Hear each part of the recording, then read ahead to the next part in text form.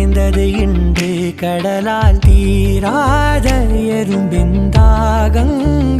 இலையின் மேலாடும் பனி துளி தீர்க்கும்